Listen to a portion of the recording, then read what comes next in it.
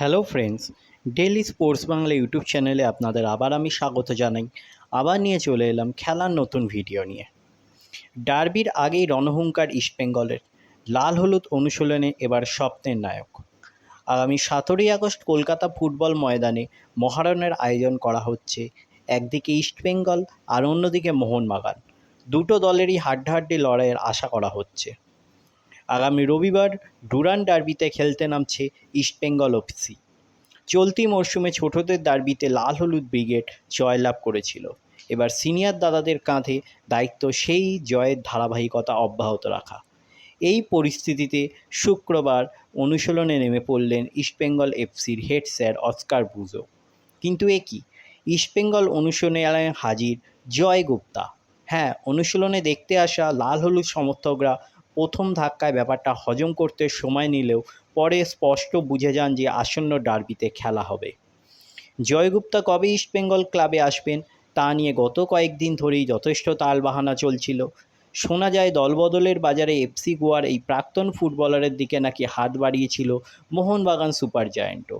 কিন্তু শেষ পর্যন্ত অভিষেক টেকচাম সিংয়ের সঙ্গে চুক্তি পাকা হয়ে যাওয়ার কারণে জয়কে কার্যত বাধ্য হয়ে ছেড়ে দিতে হয়।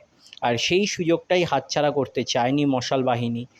রেকর্ড ট্রান্সফার ফিতে তারা এই ভারতীয় ফুটবলারকে সই করিয়ে নেয়। বেশ কয়েকটি সূত্র মারফত জানা গিয়েছে, জয়গুপ্তাকে সই করানোর জন্য এফসি গোয়ার হাতে তুলে দিতে হয়েছে 1.5 কোটি টাকা। এর পাশাপাশি 10 লাখ টাকা পারফরমেন্স বোনাস হিসেবে যোগ করা হয়েছে। ইতিপূর্বে এফসি গোয়া কোনো ভারতীয় ফুটবলারের জন্য এমন আকাশছোঁয়া অঙ্কের ট্রান্সফার ফি কখনো পায়নি।